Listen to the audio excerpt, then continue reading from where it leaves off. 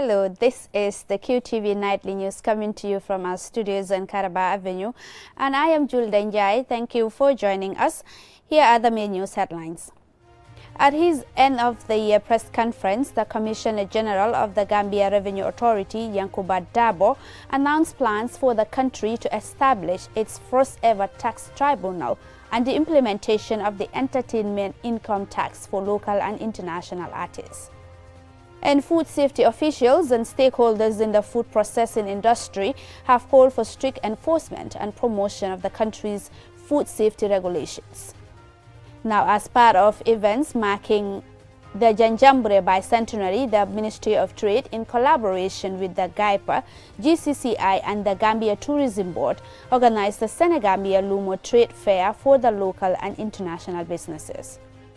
In international news, Senegal Supreme Court has upheld the defamation conviction against Ousmane Sonko, and the Constitutional Council has rejected his application to be a presidential candidate for next month's elections. Those were your headlines, and now the news in detail.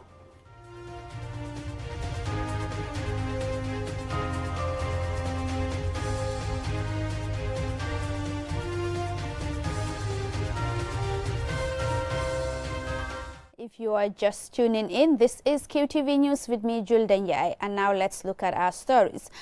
At his end-of-the-year press conference on Tuesday, the Commissioner General of the Gambia Revenue Authority, Yankuba Dabo, announced plans for the country to establish its first-ever tax tribunal. As QTV's Alusi reports, among other matters, CG Dabo also provided detailed clarification of the soon-to-be-implemented entertainment income tax for local and international artists. Responding to questions from journalists on diverse areas relating to the Gambia Revenue Authority's mandate, Commissioner General Yankuba Dabo revealed advanced plans to launch a tax tribunal. The law allows the GRA to take legal action against tax defaulters, just as taxpayers can sue the GRA. The tribunal is expected to ensure speedy settlement of tax-related cases. Now, we have just got a new chairman appointed for the tribunal, and next week we'll do the inauguration. In fact, what we decided when I was in my office with these people is that we will call the press so that the press will come during the inauguration, and then they can know, they can send up the information. At the end of the day, the business community can also say, should we overcharge them? They can now take, before going to court, they can take us to the tax tribunal. And we'll be more than happy to come in front of the tribunal and explain. In broadening its tax mobilization, the GRA will activate the entertainment income tax laws applicable to both local and international musicians who perform in the country. Commissioner General Dabo says that although this law has been enacted since 2004 but not implemented, it is now being implemented out of necessity. We are not saying people should not do their entertainment. They are free to do that. It's part of the world. It's part of people's activity. But do please get us our 15% withholding from the total contract amount. That's all we are saying. The rest, whatever you do with it, is fine. On tax increment, he said GRA doesn't have the mandate to increase tax, as he explains the procedure before any tax rate increment comes into force. No, I meant to say that we are not responsible for the rates. Only the Minister of Finance can introduce that, and that has to go through the Parliament. And the budget speech has been read already. But GRA, we are operational institution. The policy arm of the government is the Minister of Finance. And even at the level of Minister of Finance, they can also introduce it to the Parliament. The parliamentarians can reject it if they don't want the tax. While appreciating those paying their taxes, he urged defaulting individuals, businesses and property owners to pay their taxes to avoid being punished by the law, which could result in heavy fines with interest. If you are on the rental income, you have properties that you are renting, I'm just asking you to come forward to the nearest office and do your declaration. Because we are coming up with a digital system that will be using the GPS, and we'll use other digital equipment where we will be able to identify every compound owner. And if we find out that you have a property that you're using either commercial or domestic, you are not paying, that means that we'll try to look at how many years back you have not been paying. And we'll calculate all that, and we will charge you interest and penalty. The GRA boss advocates honesty in declaration of invoices by taxpayers. He dedicates his recent Man of the Year award by the Standard newspaper to the GRS management and staff for their dedication, determination, unity and hard work, which has resulted in all the successes he is able to report as head of the Revenue Authority. Reporting for QTV News, I am Aliou Cissé. Now, food safety officials and stakeholders in the food processing industry on Thursday called for strict enforcement and promotion of food safety regulations. They were speaking at the opening of a two-day sensitization meeting on technical regulations on groundnut labeling of pre-packaged food and alcohol. And Sumana Esonyasi reports. This two-day meeting aims to enlighten entrepreneurs and stakeholders in the food processing industry on the dangers as well as health and economic risk associated with non-adherence to food safety measures, and how the judicious observance of regulations, especially on groundnut labeling of pre-packaged food and alcohol, can improve their businesses and public health. Hence, there are calls for the strict enforcement of food safety regulations. Mamadou Ba, Director General of the Food Safety and Quality Authority, says enforcing and complying with food safety regulations is important as it ensures the protection of public health and ensures customer satisfaction. And as he encourages food processors, he adds that observing safe food handling practices can also help prevent the spread of foodborne illnesses and health risks associated with contaminated food. But then the regulations will ensure that the food is safe, is nutritious, and also is delicious, in a sense that it will contribute greatly to our health and our well-being. It will also promote trade, because if you look at some of the commodities, we trade with them so much, particularly groundnut. It's our main cash crop of the country, and that's what we trade or export most every year. The Director General's remarks were echoed by Beatrice Mbouch, President of the Women's Chamber of Commerce, and ACP Habibu Sanyang of Banjul Division, who also stressed the need for food processors to always adhere to food safety regulations. They also gave assurances of their respective institutions' resolve to collaborate with FSQA in enforcing and promoting food safety regulations. Go out and sensitize our people. As a nation, we complain a lot. But responsibility is also on us to turn those challenges into opportunities for each and every one of us. So today, I would say, let us really take this sensitization very seriously, and then as part of our action plan when we live here, we must tell food safety also what is it that we are going to do and how we are going to get other constituents in our associations or other members of our institution, and even the public at large, because we live within communities. We are no exception to the international community. So when we have good laws, protect our whatever we produce, it will sell the image outside there. They will know that we protect our products, and anybody found wanting to will face the law. So if we have all this in place, I think we'll stand better footing in preserving what we produce. The WHO estimates that approximately 600 million people globally suffer from foodborne diseases. This is a preventable problem that FSQA officials say is damaging to both individuals and the economy. Hence, calls for the strict enforcement of food safety regulations. Answana Esonyasi for QTV News.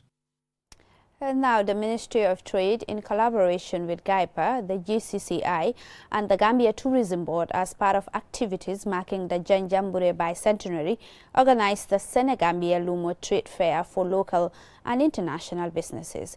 QTV's Loli M. Kamara was there, and she now reports. The trade fair, organized by the National Organizing Committee of the festival, comprised of different stakeholders from government and the private sector, brought together more than 100 business entrepreneurs to showcase our Gambia-made products. Organizers say the event aims to bring together vendors from the 5 regions of the country to boost brand identity of locally made Gambian products and provide networking opportunities.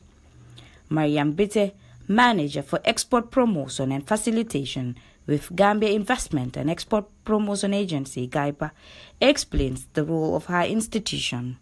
Well, we're here to coordinate and organize the Janjanbureh Bicentenary side event, that is the trade fair, trying to promote Made in the Gambia and promote within the Bicentenary Janjanbureh Festival, have a trade fair and promote an economical activity or try and bring people in and see what is made in the Gambia. Gash Global and Bell Bottling Company are among the sponsors of the bicentenary commemoration. The governor of the region, Usman Ba, points out that the trade fair is of great significance to the community, as it will help in the promotion of homemade brands and boost the economic status of the women and youth of the town. He thanked the government and partners for the initiative. I will advise everyone to go all out and then grab the opportunities, because there will be a lot of opportunities for networking, opportunities for expanding with people, since it is an international event. People are coming from outside the Gambia, so we can network and we can have a lot of things outside from this activity. But again, also you will see that even the community of Janjanbureh tend to benefit a lot. Right now, there will be a borehole purposely, for the community of Janjanbureh. Milling machines are also given to the women. The street lights are also being done, and so many other things. The Gambia business sector consists of about 115,000 micro, small and medium-sized enterprises, SMEs, and this contributes nearly 20% of the country's GDP. 98% are sole proprietors. As Gambian women from diverse business backgrounds gather to engage in discussions and share ideas on entrepreneurship and branding of locally made products, organizers are hopeful that the event will create lasting connections and partnerships that will drive positive change in our business landscape. For QTV News from Janjanbureh, I am Loli M. Kamara. We will now go for a commercial break. When we return, we have international news stories for you. To stay tuned.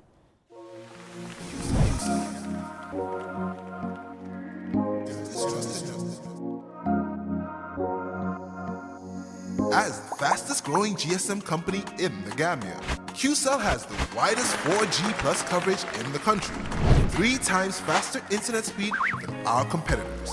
So switch now and dial *335# and enjoy what true 4G feels like. QCell, Gambia's trusted network.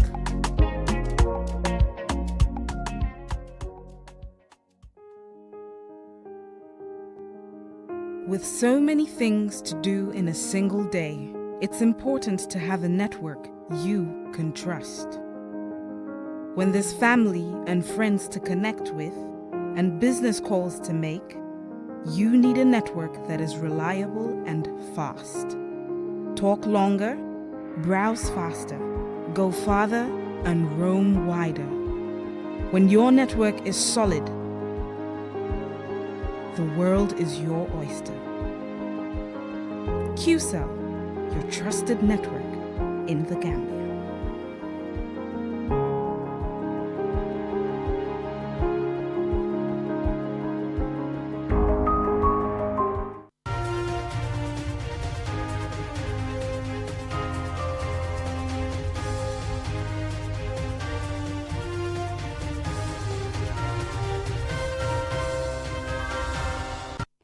Welcome back. If you are just tuning in, this is QTV News with me, Jul Denjai, and in international news stories.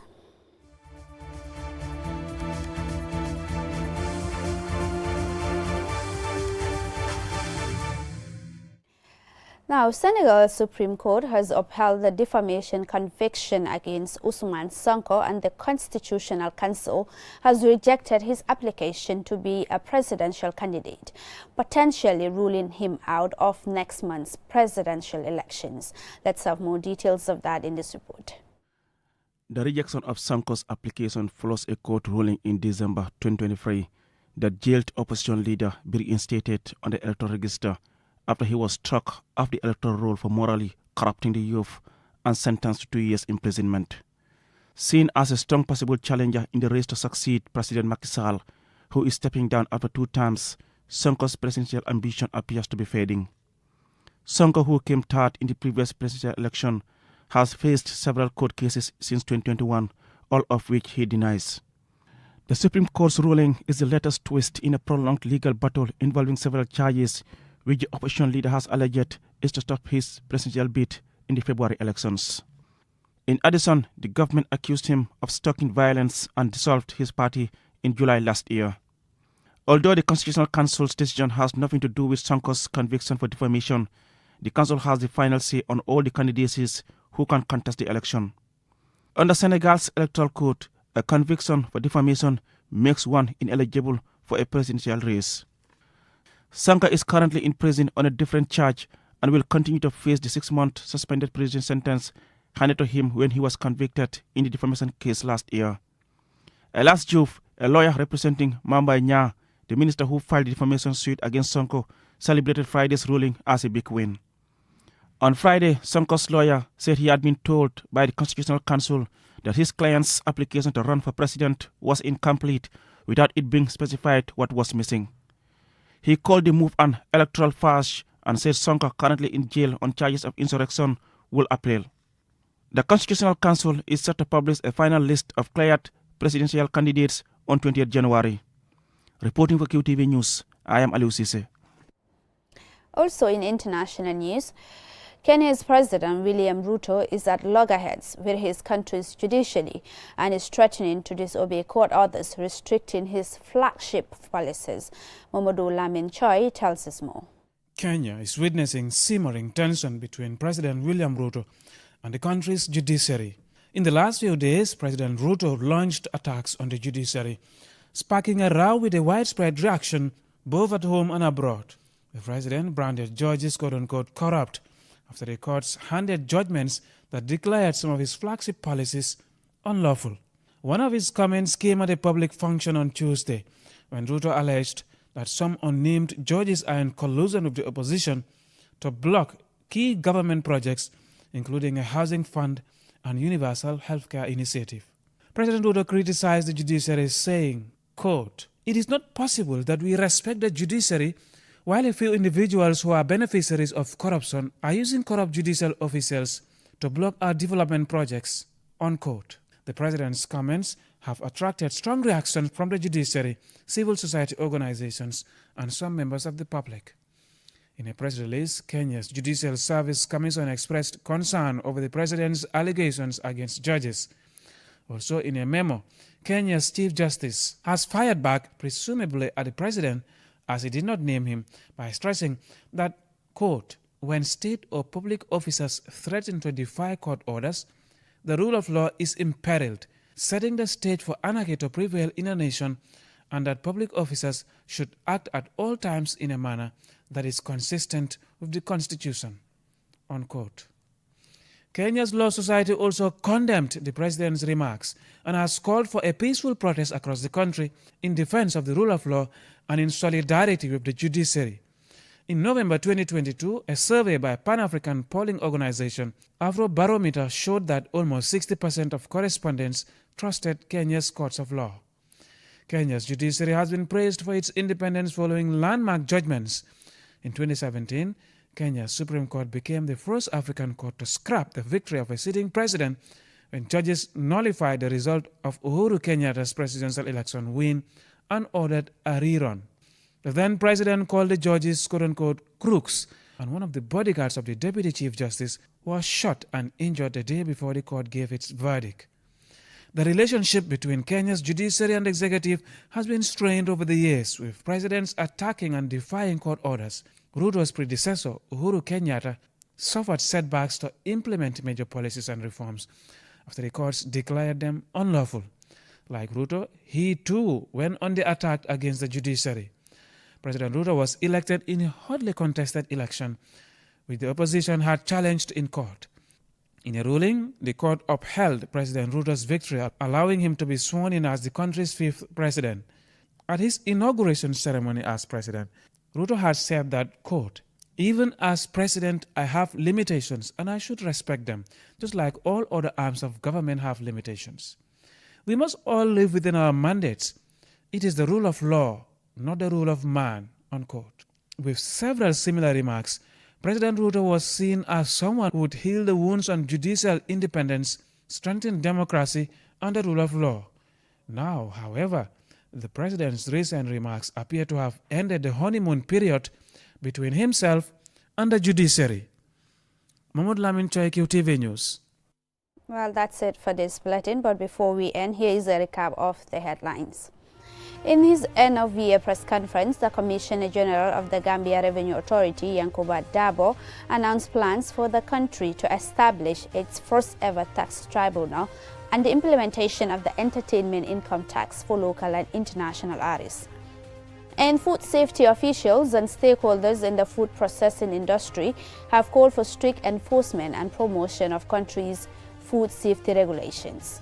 And as part of activities marking the Janjanbureh bicentenary, the Ministry of Trade, in collaboration with GAIPA, the GCCI and the Gambia Tourism Board, organized the Senegambia Lumo Trade Fair for local and international businesses.